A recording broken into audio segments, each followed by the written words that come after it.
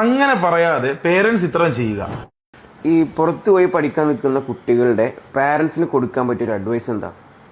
പേരൻസിന് കൊടുക്കാനുള്ള അഡ്വൈസ് എന്ന് പറഞ്ഞു കഴിഞ്ഞാൽ, നമ്മൾ കുട്ടികൾ ഒരാഗ്രഹമായിട്ട് വരുമ്പോൾ, ചില പേരൻസ് ഉണ്ട് കുട്ടികൾ ഒരാഗ്രഹമായിട്ട് വരുമ്പോഴേ പറയും, മോനെ നമുക്ക് അത് ശരിയാക്കാം, പിന്നെ ഇതിനെക്കുറിച്ചൊരു ടോക്ക് കാണത്തില്ല. പിന്നെ അവർ പിന്നെയും പറയുമ്പോൾ എന്താ, അതിനൊക്കെ വലിയ പൈസ ആകൂടാ, നീ ഇപ്പൊ അതിനെക്കുറിച്ച് നീ ഇവിടെ ഒരു ഡിഗ്രി എടുക്കാൻ നോക്ക് എന്ന് പറഞ്ഞ് അവരെ ഡീമോട്ടിവേറ്റ് ചെയ്ത് വിടും. പിന്നെ പിള്ളേർ ഇതെല്ലാം അന്വേഷിച്ചു കൊണ്ട് വരുമ്പോഴത്തേക്കും അപ്പോഴും പറയും ഇതിന് ഉള്ള പാങ്ങ് നമുക്കില്ലെന്ന് പറയും. അങ്ങനെ പറയാതെ പേരൻസ് ഇത്രയും ചെയ്യുക.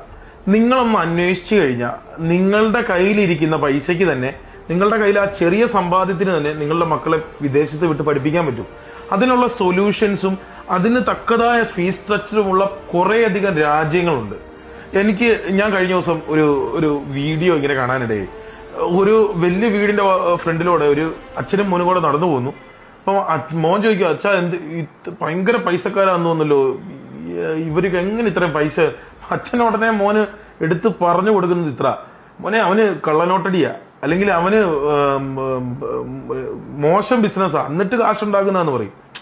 അപ്പം സത്യാവസ്ഥ, നമ്മളിപ്പം കുട്ടികൾക്ക് നെഗറ്റീവ് പറഞ്ഞ് കുട്ടികളെ വളർത്തി കഴിഞ്ഞാൽ ഒരു നെഗറ്റീവായിട്ടേ നിൽക്കത്തുള്ളൂ. അപ്പൊ അതേസമയം പറയാ, മോനെ എടാ അച്ഛൻ ഇതുപോലെ ട്രൈ ചെയ്തിട്ട് നമുക്ക് അത് ആകാൻ പറ്റിയില്ല, അപ്പം എന്നെ കൊണ്ട് അത് സാധിച്ചില്ല, അപ്പം നിനക്ക് നല്ലൊരു വിദ്യാഭ്യാസം നിന്നെ വിദേശത്തൊക്കെ വിട്ട് പഠിപ്പിച്ച് നിന്നെ സെറ്റാക്കി നീ ഇതിൽ നന്നായിട്ട് വീടൊക്കെ വെച്ച് ജീവിക്കുമെന്ന് അവർക്കൊരു ഒരു ട്രസ്റ്റ് ബിൽഡ്, അവർക്കൊരു ഉറപ്പ്, അവർക്ക് നമ്മളൊരു കോൺഫിഡൻസ് നമ്മളുടെ മനസ്സിൽ നിന്ന് കൊടുക്കണം. അല്ലാതെ നമുക്ക് പറ്റാഞ്ഞ, നിങ്ങൾക്കത് പറ്റാഞ്ഞ കാര്യം അത് മോശമാണെന്ന് അവരെ കാണിക്കുകയല്ല. നിങ്ങൾക്ക് പറ്റാത്ത കാര്യം നിങ്ങളുടെ മക്കളിലൂടെ എത്ര കഷ്ടപ്പെട്ടിട്ടാണെങ്കിലും സാധിച്ചെടുക്കാൻ പറ്റും.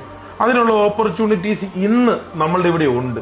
അതിനെ കൃത്യമായിട്ട് അറിയാത്തത് കൊണ്ടിട്ടാണ് നെഗറ്റീവായിട്ട് കുട്ടികൾ വന്ന് ആദ്യമേ ചോദിക്കുമ്പോൾ തന്നെ നെഗറ്റീവായിട്ട് ഇതിനെ കമന്റ് അടിച്ച് പറഞ്ഞു വിടുന്നത്. അപ്പൊ നെഗറ്റീവായിട്ട് അടിക്കാതെ ഒരു കാര്യം ഇതിനെക്കുറിച്ചൊന്ന് കുറെ സമയം കുറെ കാര്യങ്ങൾക്ക് വേണ്ടി നമ്മൾ ചിലവാക്കുന്നുണ്ടല്ലോ.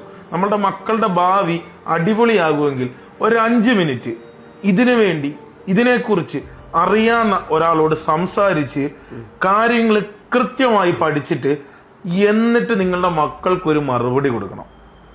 അവര് ഹാപ്പി ആയിരിക്കും, നിങ്ങളുടെ ലൈഫ് ലോങ് വരെ നിങ്ങൾ ഹാപ്പി ആയിരിക്കും.